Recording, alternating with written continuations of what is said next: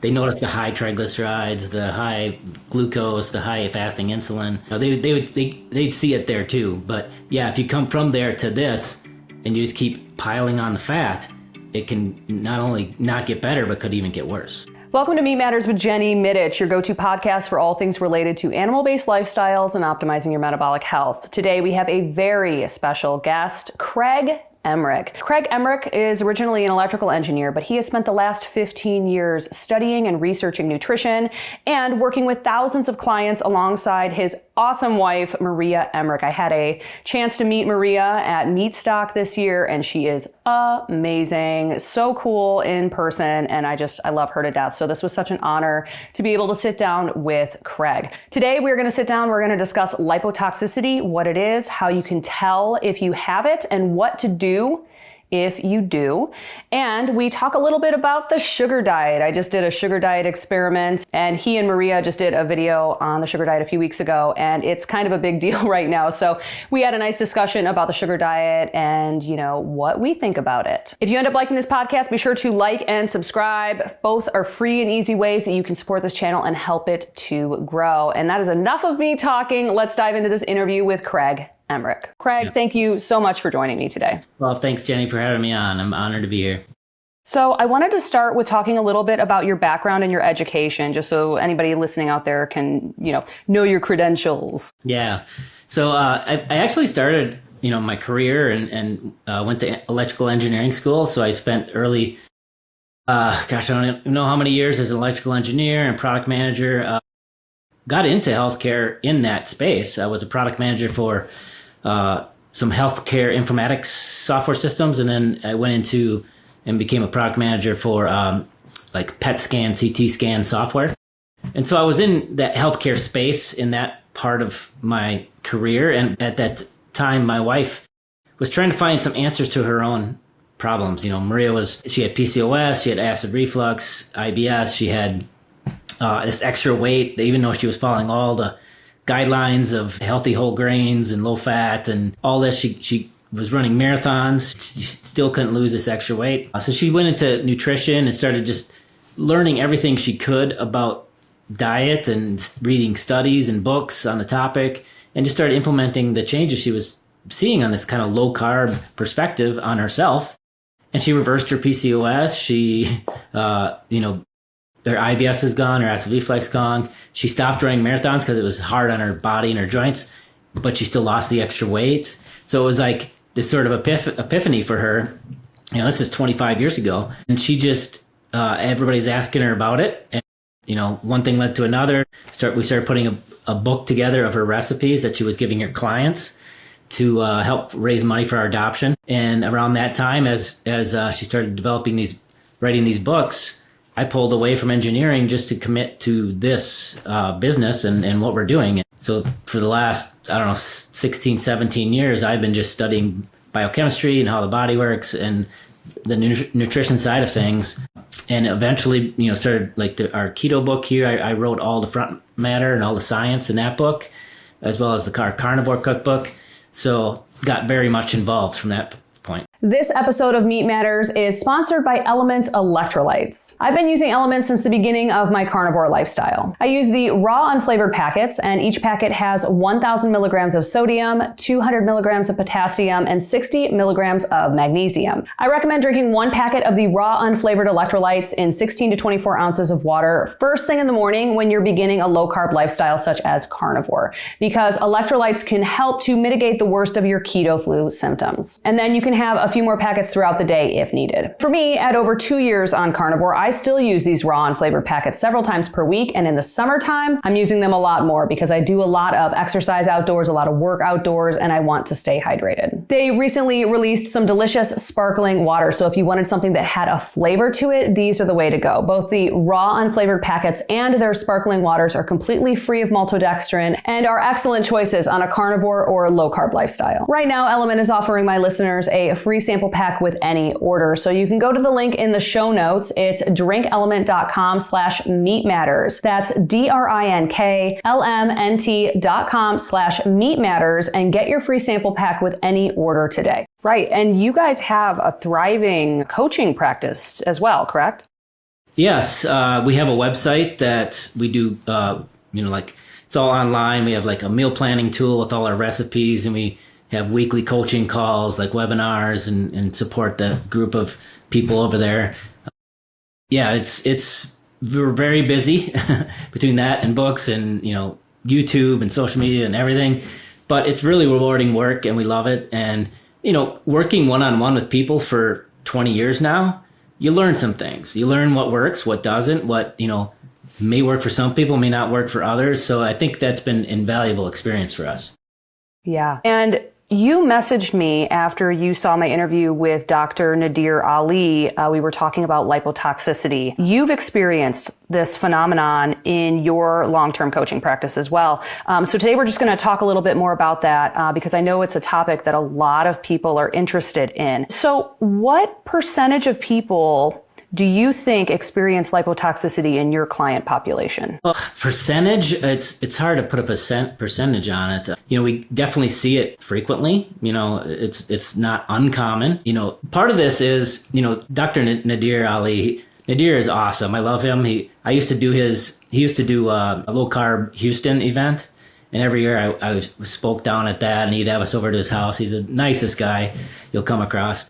But he's a doctor, and not only is he coaching about this, these type of low carb and whatnot lifestyles, he's taking labs and he's seeing what's happening to these people's blood tests. And so he sees what can happen in certain situations, like this lipotoxicity situation. We see it, and we work closely with clients for so long that, they get blood tests and they say, relay back to us what's going on.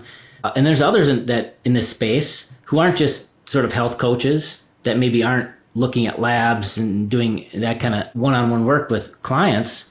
And so they may not see that, side of it. They're just seeing the diet side, so like, well, why am I not losing weight, or why is this not happening? And if they only have one tool in the toolbox, which is eat more fat, that's the only thing they're going to tell them to do. That might actually make things worse in some of these situations.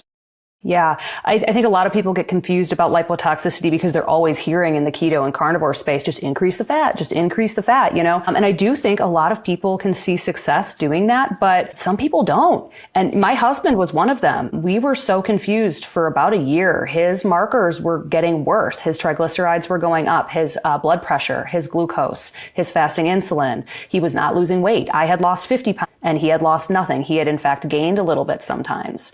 All of his systemic inflammation markers were horrible. And we were just like, what is going on? He cannot do high fat carnivore currently with the lipotoxicity. So can we talk a little bit about how does a person become lipotoxic in the first place? Because it happens long before they come to keto or carnivore. Yeah, exactly. So let's talk about, lipotoxicity is basically hand in hand with insulin resistance. Okay, so basically you've got your fat cells on your body. You kind of think of them as like these little balloons, these adipocytes. They store your fat, and when they fill up with fat, they kind of blow up like a balloon, right?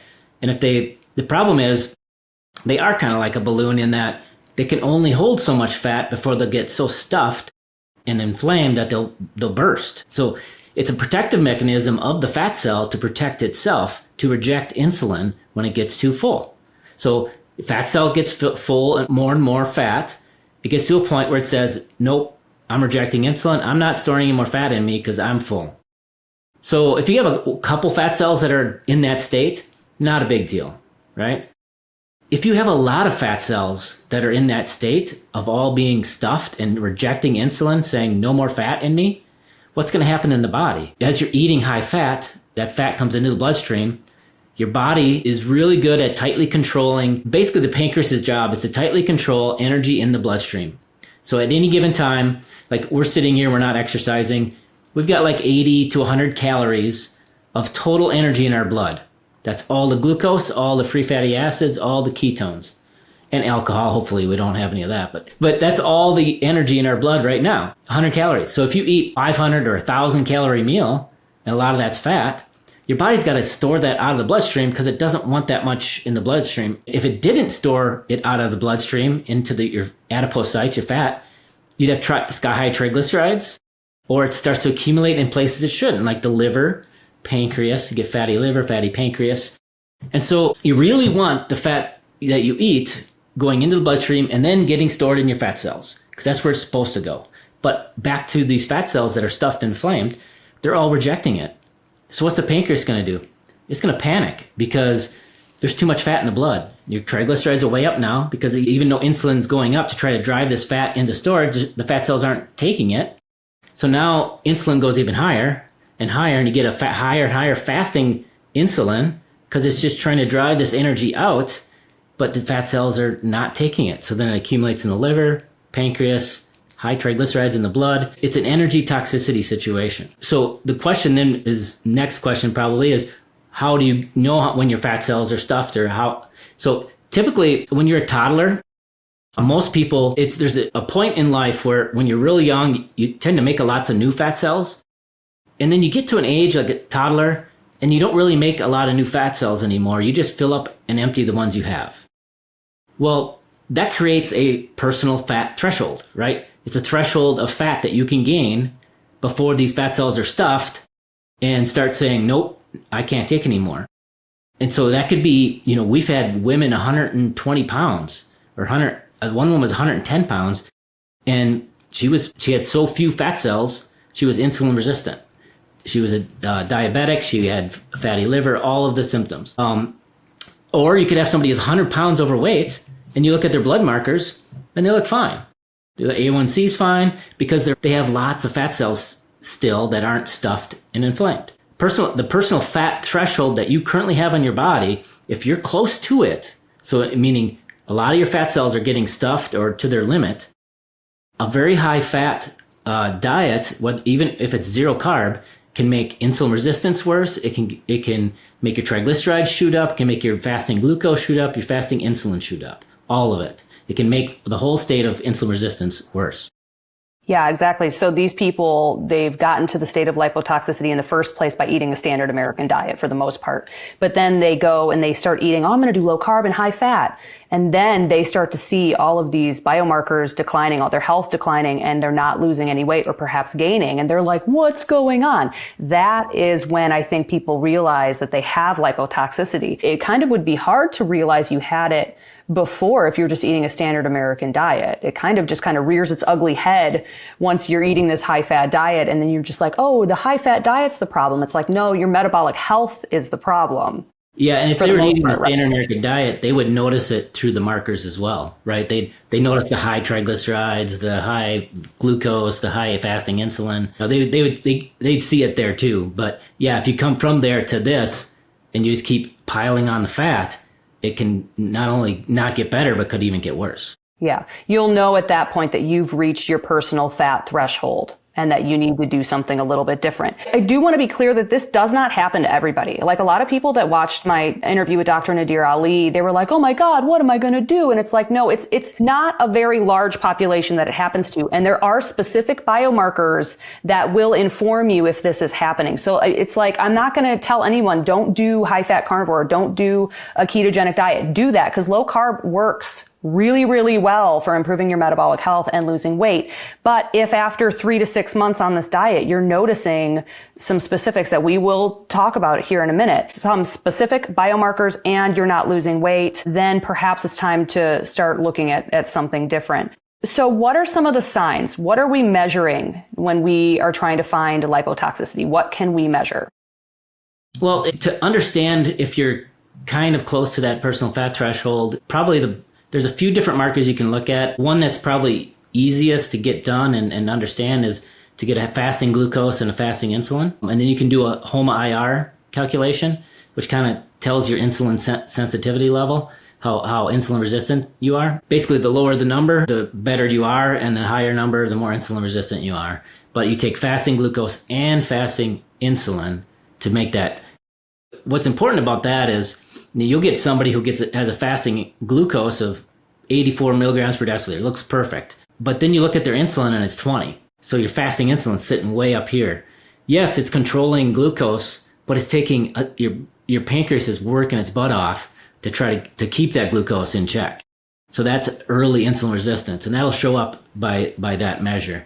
Another one is just looking at fatty acids in the blood and insulin. So you shouldn't really have a state where you have high insulin. So if insulin is high and triglycerides are high, that shouldn't really happen. If that's happening, that means the fat cells aren't taking up the fat, and the insulin is pushing higher and higher to try to drive the fat down, but you still got high triglycerides, high fat in the blood, and high insulin. And then there's another marker called adiponectin, which is a small happy fat cell puts out lots of adiponectin, and a stuffed fat cell, it will not put out as much. So those levels can correlate to that level of lipotoxicity, or how close you are to your personal fat threshold. Okay. And then also visceral fat accumulation. So if you did like a DEXA scan or something like that and you saw high levels of visceral fat, that can be a good clue. It can be. There's fatty liver can be a clue as well. And if you have fatty liver, maybe it's the fat spilling over from the fat cells into the liver or pancreas. Not always. I mean, there's other contributing factors to like fatty liver. I mean, you could maybe not be at your personal fat threshold and still have fatty liver, obviously like alcoholic fatty liver and those kind of things. But yeah, it could be another marker. Okay. So what adjustments, let's say they've gotten their triglycerides are 200, their fasting insulin is a 20, or their fasting glucose is elevated, their blood pressure is going up, they have some visceral fat, they have all the classic signs. They've been doing keto or carnivore for like 6 months and they're not losing weight, their health is declining. What are the adjustments that they need to make in order to heal their lipotoxicity? Yeah, I would say, a lot of the thing that I don't really agree with in this community is this concept of, people follow this advice of, really high fat and adding butter to everything, and they're gaining weight, and you're healing. And here's the thing, a big part of healing, especially if it's insulin resistance, because insulin resistance is all about the stuffed fat cells. One of the biggest things you can do to heal is lose weight. And so losing weight is part of healing, and you can do both at the same time.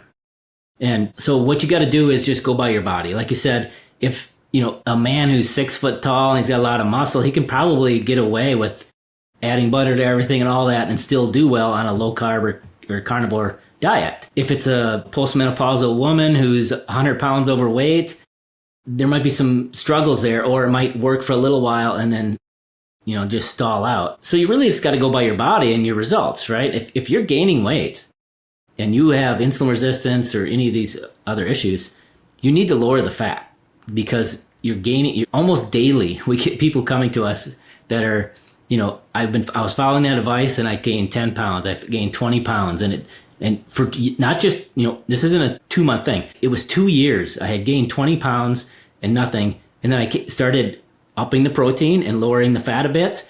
And I'm down, 10 pounds in a month, that kind of thing that we see almost daily coming from that, advice. And I think at the end of the day, you got to, and this is something that we've always done, is we use every tool we have in the, tool belt. We don't just stick with one thing. If it's carnivore, works great for some people. And for certain situations like autoimmune disorders and Alzheimer's, bipolar, certain brain conditions, it can be the answer that keto didn't give you.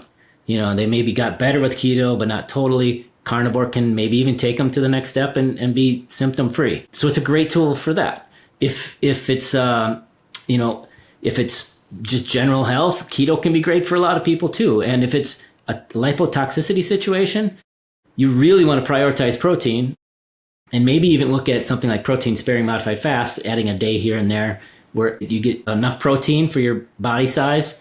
And then you lower carbs a lot and you moderate fat quite a bit, down to like 30 grams, just the essential amount of fat you need to absorb fat soluble vitamins, make healthy hormones, that kind of thing. Yeah.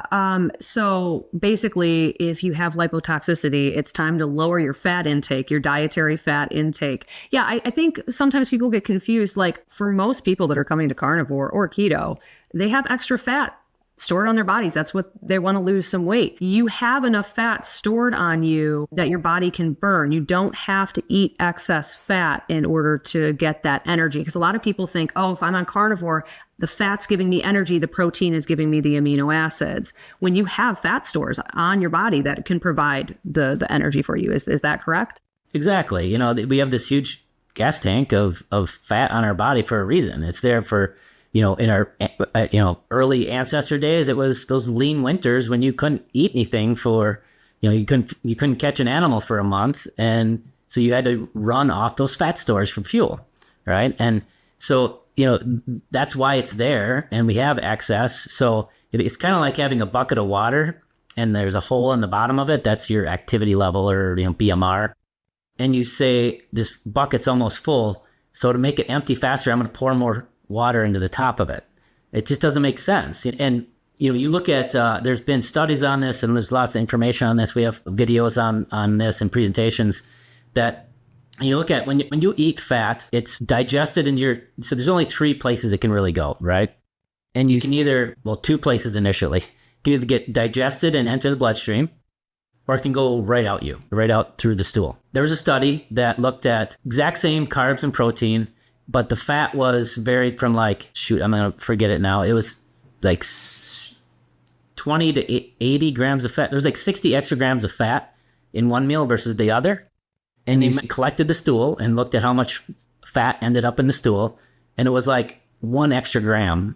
It was like 2 grams before and like 3 grams after, with an extra 60 grams of fat. Majority of the fat you eat in a meal is going to get digested. If it doesn't, you'll know. Remember you ever hear of the Olestra, the Wow chips? Remember those? And they had to basically put a warning that said, could cause basically anal leakage because you got an extra 10 grams of fat going in your stool that doesn't get digested and you couldn't control it. So if there's a bunch of fat going out that way, you'll know it in a hurry. You'll be on the toilet all day long. So the rest gets it digested. So once it's digested, again, now it's in the bloodstream. So where's it going to go? It can either be used as fuel, burned in your muscles, but that just means you're not burning the fat that's already stored on your body, or it can be stored in the fat cells. And that's where the vast majority ends up. It's really easy for the body to store fat, wraps it up as a triglyceride molecule, pushes it into the fat cells. So the majority of the fat you eat ends up in your fat cells.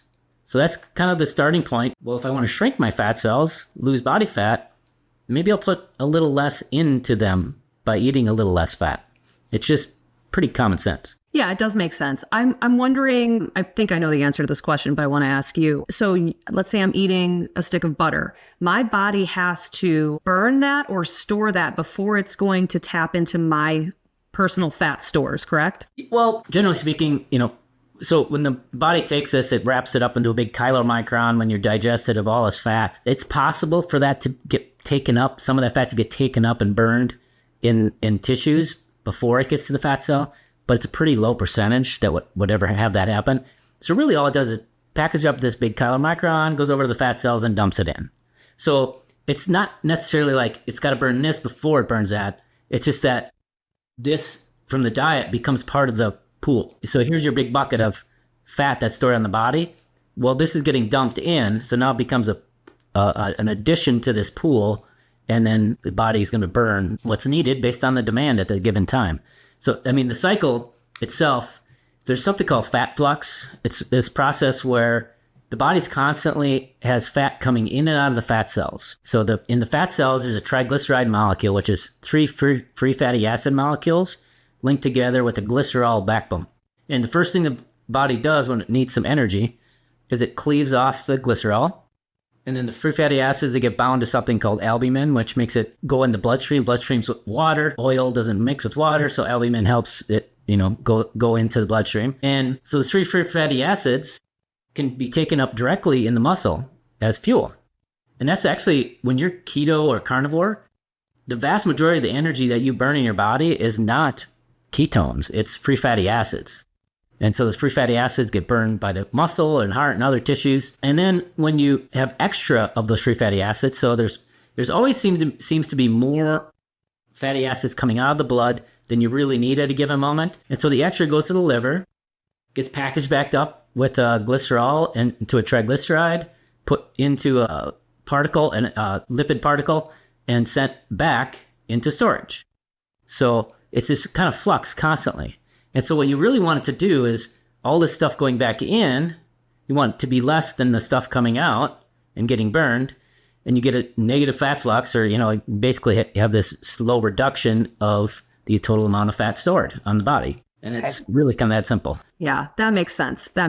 So I hear, I guess, naysayers saying like, well, you can't do low-fat carnivore. How are you going to get energy? Like, you can do low-fat carnivore. How would how would the composition of the diet look like? Like if I'm one of your clients and I'm experiencing lipotoxicity, how would you adjust my macros to try to address that? Because nutrition is just one thing. We'll talk about some other factors that you can use to address lipotoxicity, but I really want to kind of hammer away at the nutrition part, because this is low-hanging fruit.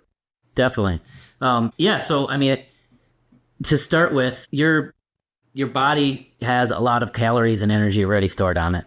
So if you're 50 pounds overweight, that's a lot of calories. That's a lot of energy that your body has access to for fuel. And the more fat you have stored on your body, the more it can access that fuel. I like to think of it as sort of like a tube of toothpaste.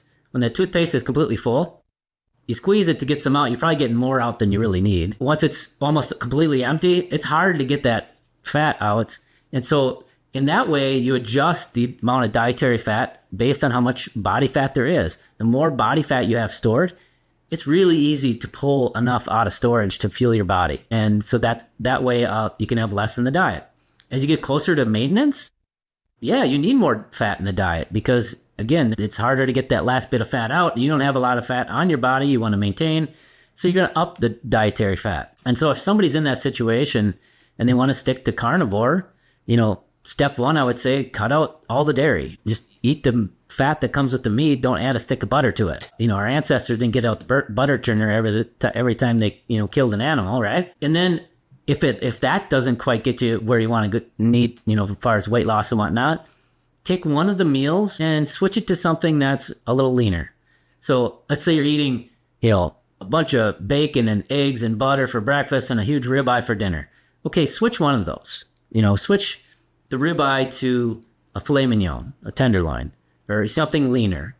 Switch one of the meals to a leaner meal, and that should get your weight loss going. Yeah, and that's not hard to do. It's really, it's not like you have to change your entire way of eating. One meal per day, making it leaner, is really, I think most people would be able to handle that. Yeah, exactly. And the protein sparing modified fast I mentioned earlier, which can really speed up weight loss, you basically switch both meals to leaner for like one day.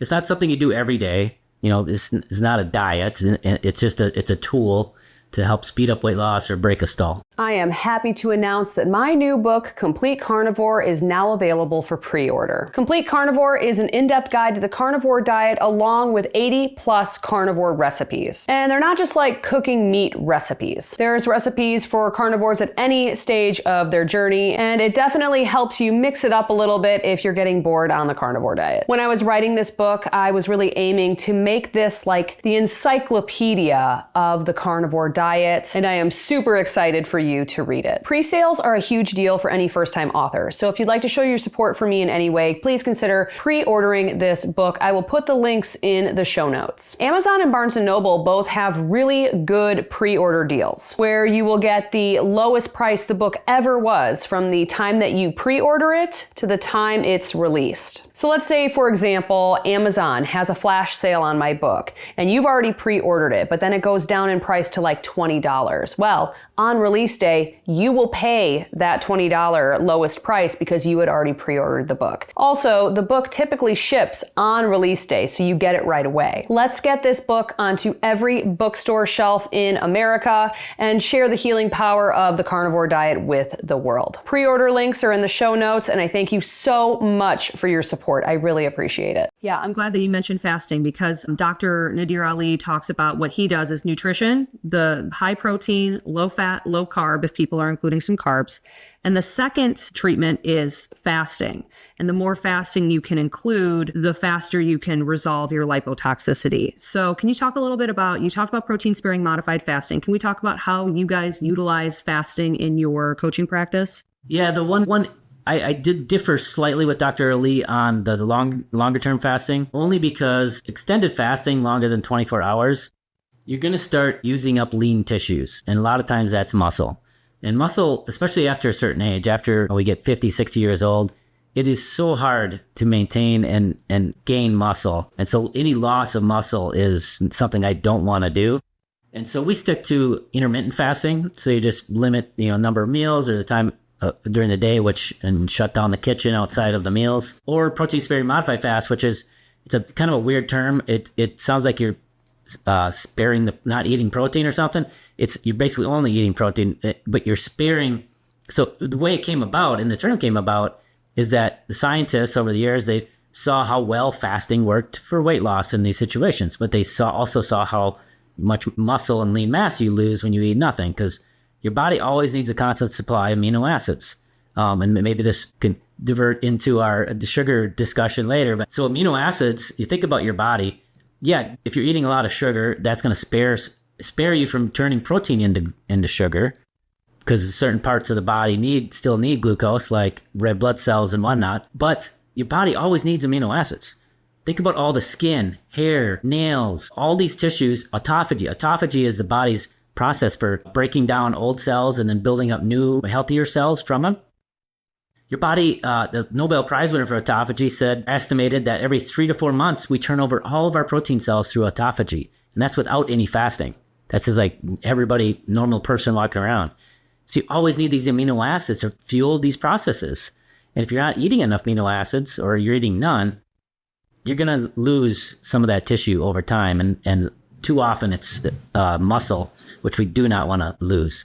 And so back to I'm sorry, circle this in. So they knew this about fasting, and that you lose lean mass. So protein sparing means spare your body's protein, modified fast. So they modify extended fast to spare your body's protein. That's what a protein sparing modified fast is. You're basically just eating protein, enough to maintain your lean mass, and little to no energy outside of that. Yeah, and you have an entire book on protein sparing modified fasting. A cookbook. Yeah. Do you have 2 or 1? We have one paperback book, and then we have I think 3 ebooks on our website with lots of recipes. Yeah, and there's tons of calculators out there online that you can figure out what your macros would be when you're doing a protein sparing modified fast. So for the fasting piece with my husband, what we did with him before we knew he had lipotoxicity, he only responds to long fasts. So this guy does like 10 to 14 day water fasts. Wow. It's insane. But we were monitoring his lean mass through DEXA scans, and it was always good. So I think anytime you're losing weight, you are going to be losing some lean mass in addition to, because also the DEXA measurement is not just muscle. It's every part of the lean mass, which can be like nerves, blood, contents of your stomach, and muscle, and a few other things. But he's crazy. Wow. I don't recommend that for most people. Yeah. I think, if someone can do like a 24 to 48 hour fast, I think that's fine. And the intermittent fasting and the protein sparing modified are excellent ways to incorporate some fasting and to heal from lipotoxicity faster.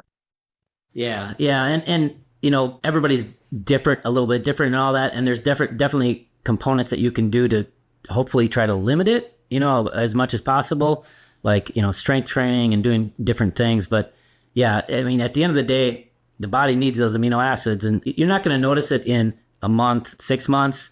It's going to be 5 years down the road where you've slowly lost a little bit that, over time is not going to be good. Yeah, definitely. You definitely need to be strength training. Everybody needs to be strength training. Yes. So to get as much muscle as humanly possible to bring you into old age. Yeah, that's, I look at right now, 55, 60 and below, every bit of muscle you can hold on to or build is like a down payment on future vitality, because when you get 60, 70, sarcopenia is a real thing. And, it all comes back to the leucine curve shift that happens with age. The leucine's the amino acids that's like the trigger for saying, okay, we're going to build muscle now. That curve shifts with age, and you need even more just to maintain. So it gets harder and harder. Yeah.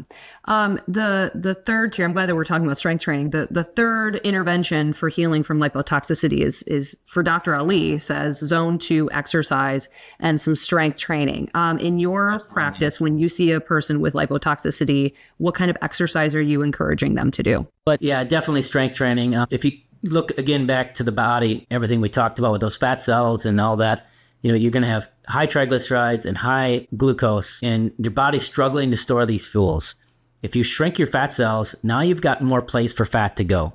You've created metabolic flexibility in that the triglycerides can now get dumped out of the bloodstream and put somewhere, because the fat cells are now small and they're happy and they're ready to take up fat. On the other side, glucose, your glucose is getting stored in your liver and muscle. And so the more muscle you can build, the more places you're giving to store glucose. You're expanding the storage space for glucose.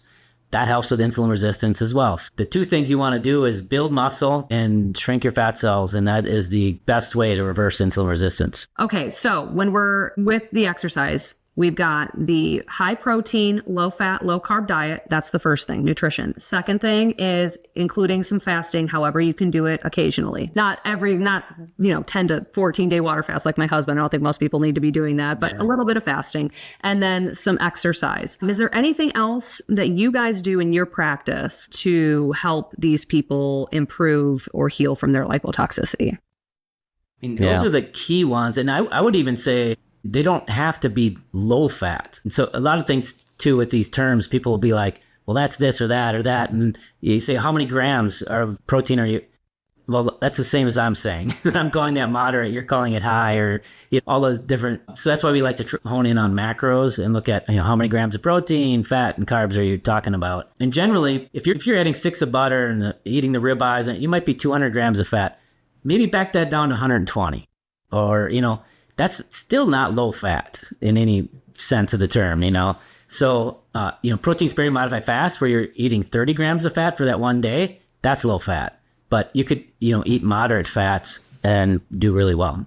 Yeah, thanks for clearing that up. For my husband, we actually didn't do low fat. We did probably moderate fat, moderate protein, no carbs, because we didn't know that he was lipotoxic until like February of this year. So we were just doing the fasting and the exercise, and that was effective. But he also didn't eat super high fat carnivore in the first place. He was eating ribeyes and bacon and eggs, but he wasn't adding butter to things. That was kind of where it worked for us. So you don't have to go super low fat. Yeah, exactly. Those are the main ones. I can't really think of anything else for lipotoxicity at your personal fat threshold. Those are the keys to get it reversed. Yeah. And really, it's not super difficult to implement those things. My husband, let's see, we started in August of last year, and in 10 months, we've gotten him down about 55 pounds, a visceral fat cut in half from 9 pounds to 4.5. His fasting insulin is now I think it was 4 last time. His glucose, 95, between 85 and 95 fasting glucose. All of his inflammatory markers are improved. We've got his HSCRP for the first time down to a 1. That has been such a struggle, but it's like we're seeing the tipping point now. So let's say somebody's gotten to the tipping point. They're seeing all their markers improve. They're losing weight. When can they start increasing the fat, and how should they monitor that using biomarkers? Part of it is just their body, right? So, if you feel like you have, 40 pounds to lose, for example, and you're getting close to that, 30, 35 pounds, you probably want to, and at that point, go a lot by hunger as well. If hunger's starting to go up because you don't have a lot of fat left on the body to tap for fuel, then you should start increasing the fat. And it's kind of that point where obviously blood markers can shift pretty quickly. Like when you drop that high fat and go more moderate fat, triglycerides will plummet, your A1C will come down, or your fasting glucose will come down. As you lose body fat, that fasting insulin will come down. So you'll see it in those blood markers. But we really try to get people to focus when they get to that last 5-10 pounds, to focus more on body composition and just how their hunger is stimulating them and all that kind of stuff. Because a lot of times people will have this number in their head, I want to be 130 pounds or something. A lot of women will come to us with this number in their head they want to get to. And you know what? You've been strength training, you've been prioritizing protein, you probably gained muscle, and that number might not be your number anymore. Gaining muscle makes the scale go up, but it's a good thing. And so the scale really lies about body composition changes. So really when it comes down to that point, just go by your body, go by how your clothes fit, how you look in the mirror, before, afters, those kind of things to really gauge good body composition that the scale's not going to show. Yeah, definitely. I don't trust my scale at all. I weigh myself daily, and I have gotten to the point where that was kind of like exposure therapy, I guess, just so I can see it's always going like this. It's the worst. So I go off of how my clothing fits. I go off of my DEXA scans that I get just to show the fat mass itself. And I go just with how I feel physically and mentally.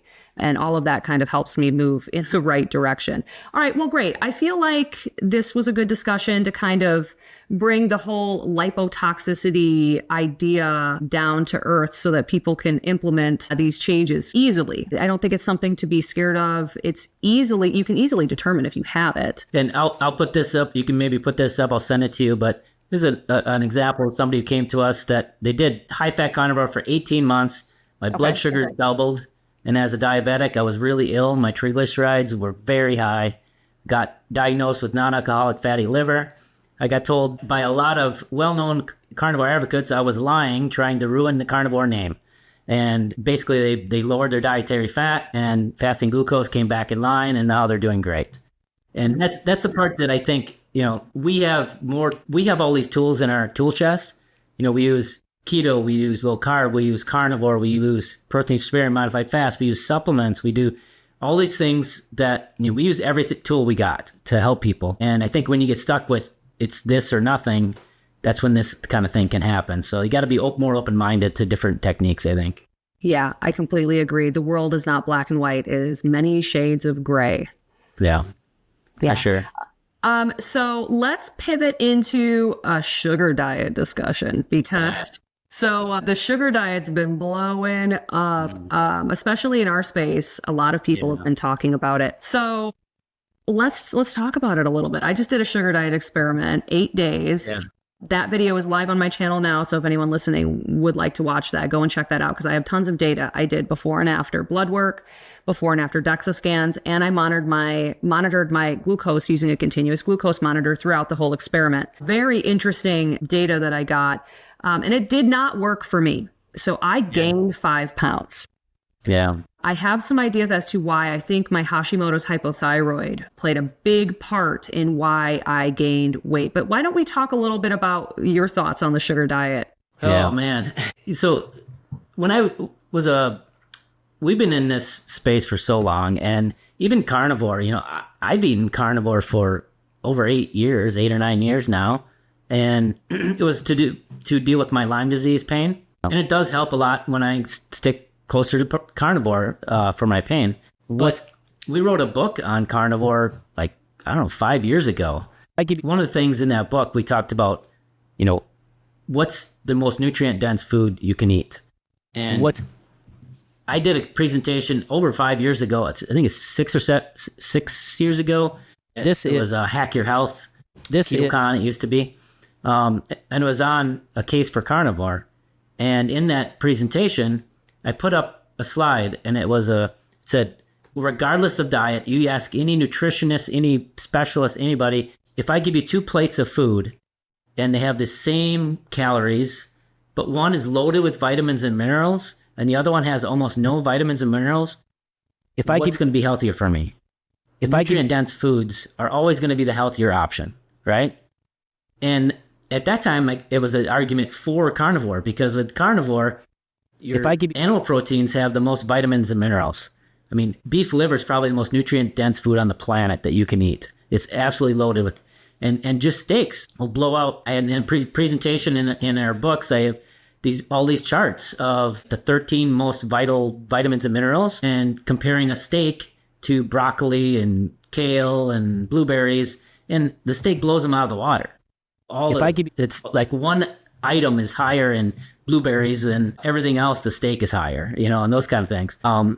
And I actually just put this chart together. I can screenshot it and you can put it in here. But this is a chart of somebody on the sugar diet. I went on their channel. Everything they said they ate, I put it in a chronometer and calculated the totals. And then also did what a protein prioritized keto type of diet would look like with the same number of calories. And it's just not even close. I mean, the only thing that's higher is vitamin A by a little bit in the sugar diet. Okay. And then of course, you got 2 1/8 cups of sugar in the sugar diet and very little protein. And again, the protein is where your amino acids, your building blocks for all the things you need to build every day. You need to build skin, you need to build hair, nails, all these things. So yeah, I'm not a big fan. That's to say. Yeah. So when I built my sugar diet experiment, I went off of Mark Smelly Bell's videos because he's the creator that has been creating the most content around it, I think. So I kind of just followed the way that he was doing it. And one of the things that a lot of these creators talk about is the activation of FGF21 in a low protein environment. The main goal is just weight loss. That's all I can seem to find from these videos is they're just trying to lose weight, maybe have a bit more explosive energy in the gym and to look more vascular. But like, I wonder, in that low protein environment, it's not no protein unless they're doing a sugar fasting day. It's low protein. I just wonder, how long they'll be able to maintain their muscle mass. Because their main goal is just, being more fit. Yeah. But if you're not eating any protein, how does that work? Well, okay. So I love Mark. Mark's a great guy. He flew us out. I had us on his podcast and he's out. We were at his house. Him and his brother, they're great guys. And he's been very open about this. He periodically takes steroids, and some of the other people that promote this, one of the guys he had on his podcast, what's his name? He's a vegetarian, but it's all fruit and high. Dorian Ryder, I think his name is. Okay.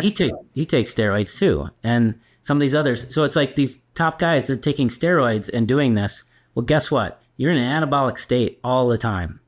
And when you're taking steroids. And so you can eat almost anything you want and you're still going to do well. Somebody that's So that woman, postmenopausal woman, not taking steroids, it's a completely different situation. And you're going to have completely different results. At the end of the day, if you're just trying to lose weight, I would once again go back to, we like to, have, quick results. Like protein sparing modified fast is a great way to get quick results. But we always have our eye on what's the healthiest thing long term? What's the thing that's healthiest for me and my body?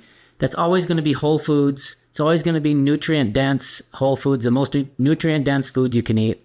And by and large, that's animal proteins and other nutrient-dense foods that you want to prioritize in your lifestyle, no matter what method you're using. And protein-sparing modified fast, that's one of the things that I like about it as well, is you're still getting the animal proteins.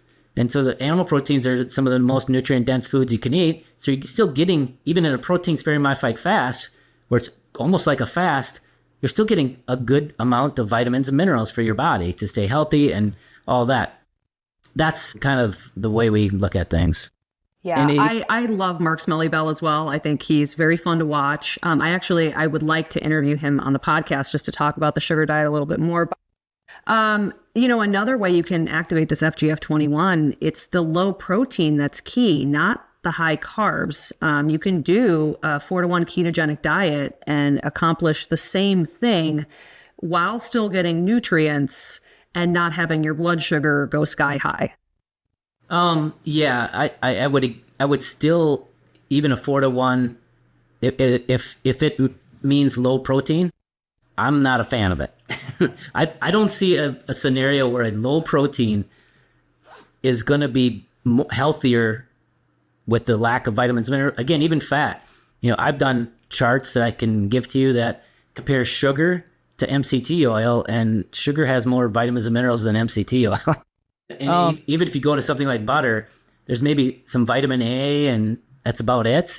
It's energy, and it's good energy. And I am totally for fat as a better energy source than sugar. But when you start talking about vitamins and minerals, that's coming from the proteins, certain plants, those kind of things. It's not coming from the sugar or the fat.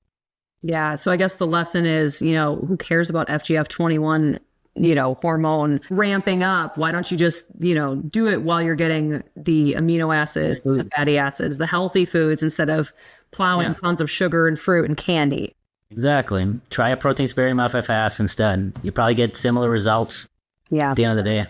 I was excited to try it just because I really like candy and I have a bit of a sugar issue. That's why I do carnivore, because I have nothing in the house. I can't have it in here. So grocery shopping was fun, but I will tell you that first day, by the end of the day, I was like, oh my God, I cannot eat any more sugar. It was horrible. It was horrible. I can't imagine. And then for dinner, I ate like lean turkey, ground turkey with some zucchini and some mushrooms and just maybe like 30 grams of fat total for the day. It was a nightmare. I tried a sugar fasting day. I gained weight the entire time. I didn't lose a single thing. The composition of the weight loss was 5 pounds of water. I gained 5 pounds of lean mass. I didn't gain 5 pounds of muscle in a week. Yeah. And I gained like 0.3 pounds of fat. But then my visceral fat, that was interesting. It went down by 0.2 pounds. Do you have any thoughts of why that might have happened? That's by DEXA scan? Correct. DEXA scans can be skewed by hydration status. And so I would probably account it to that. Is just that, because especially going from, carnivore to super high carb, you're going to have a huge change in your water balance in your body.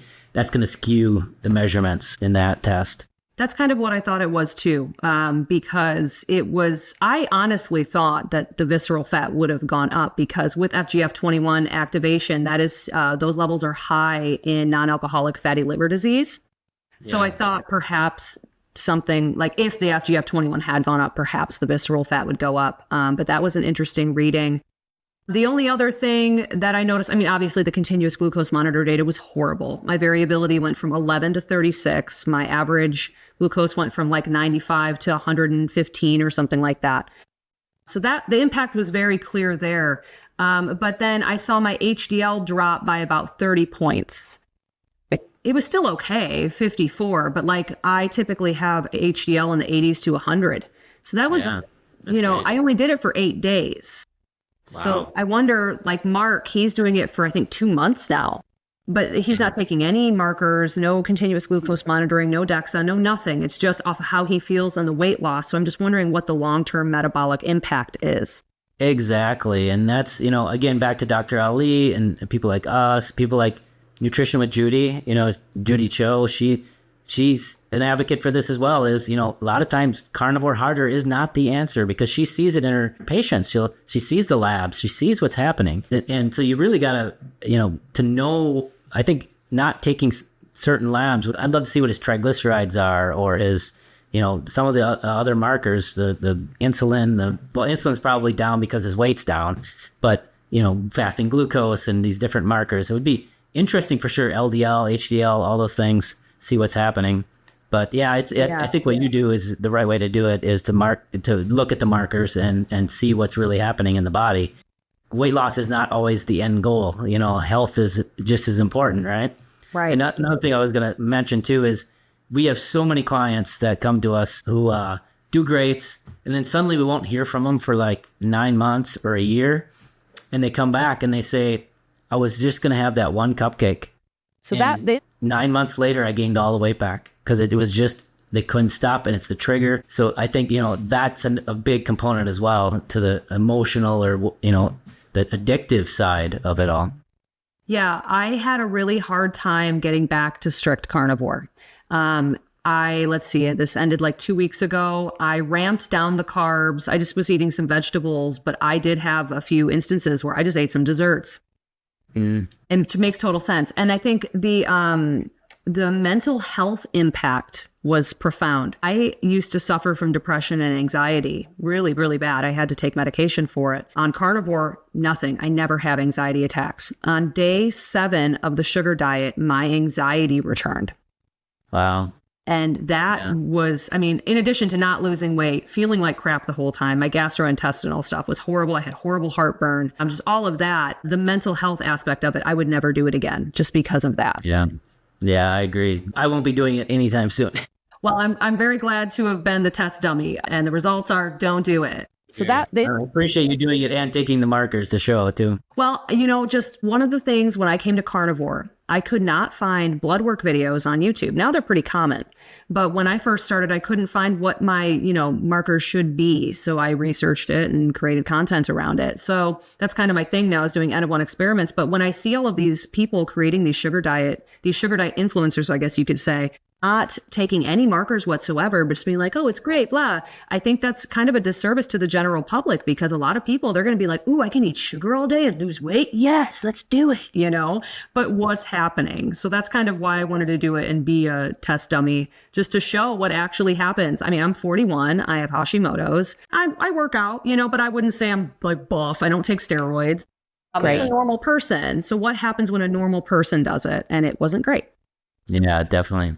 Yeah. Well, thank you for coming onto the podcast today. Again, I'm very honored to have you here. Where can people find you if they want to learn more about your practice or to work with you guys? KetoMaria.com is the best place. I made that with all the links to all of our stuff, all of our social media on there. You can get our free keto and protein sparing calculator on there. You can go there and get free macros. Everything's accessible through that one. Great.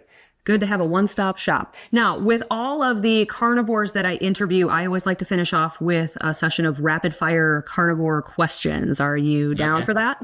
Sure. Okay, great. So what is your number one tip for a new carnivore? What's your why? And we started our carnivore book out with that question because it may change the way you do carnivore and how you approach it.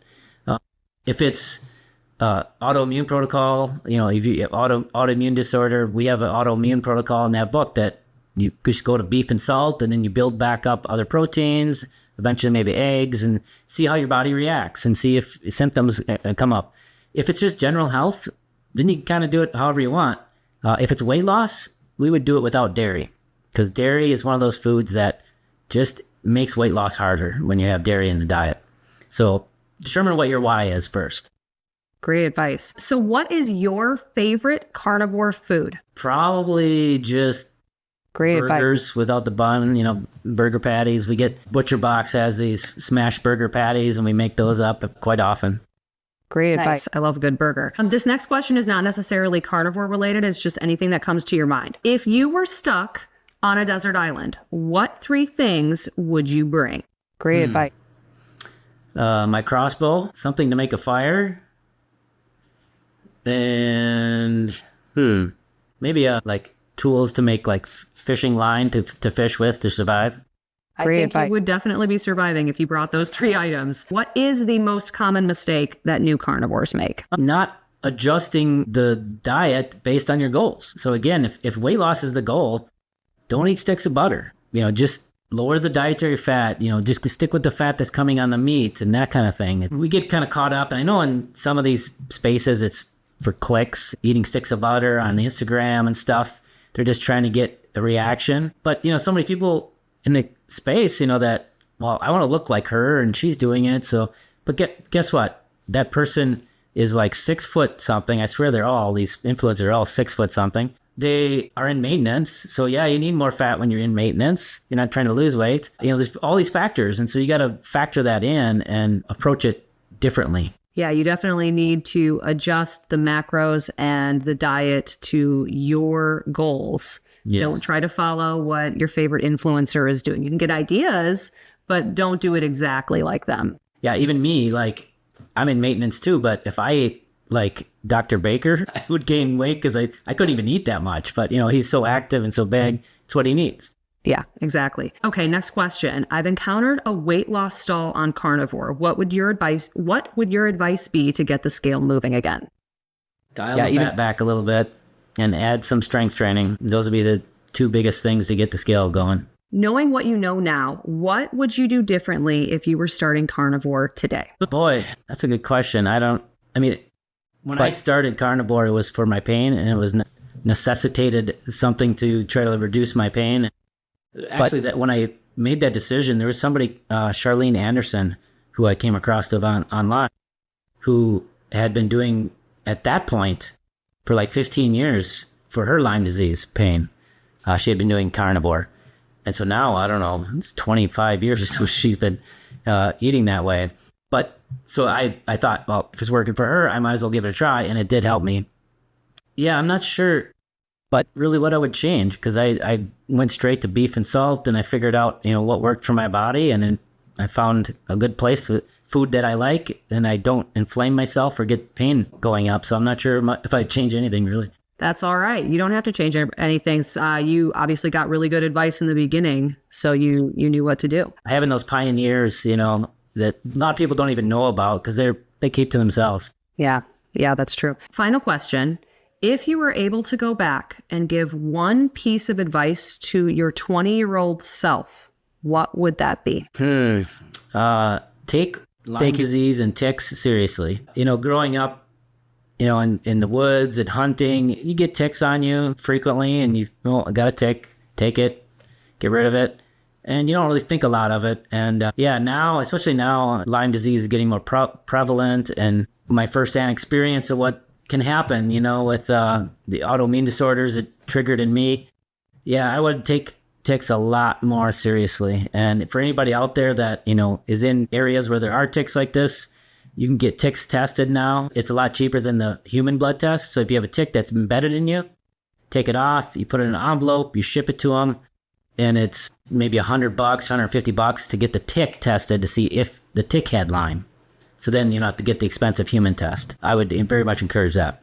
That's great advice. And Craig, this has been awesome. Thank you so much for joining me today. Thank you, Jenny. I had a blast. Thanks for having me on. There is nothing like the rich, buttery taste of American Wagyu. But it's not just the delicious taste that American Wagyu cattle are known for. It's also their healthy fat profile. They're not like the Japanese Wagyu cows that are all fat and very little meat. American Wagyu cows are known for having more meat than their Japanese counterparts, but the extra fat content makes the flavor of the meat so much better. And if you're following carnivore or a low-carb lifestyle, you'll know that animal fats are integral for human health. I get my American Wagyu from Ozark Valley Beef in Edgar Springs, Missouri. Their cattle are ethically raised and live happy, healthy lives in the Ozark Valley region. These cows are all born, raised, and slaughtered within that same area of Missouri. And they are raised without antibiotics and live the bulk of their lives on pasture. Ozark Valley Wagyu's ground beef is to die for, but they also have amazing ribeyes, sirloins, chuck roasts, and so much more. If you'd like to try out any of Ozark Valley Wagyu's products, you can head to the link in the show notes and use code Jenny15 to get 15% off your order. And if after trying this beef, you're like, oh my God, I'm obsessed, and you want to keep ordering it, you can continue to use my code Jenny15 to save 15% every single time you order. Head to the link in the show notes to try this buttery, delicious American Wagyu steak today.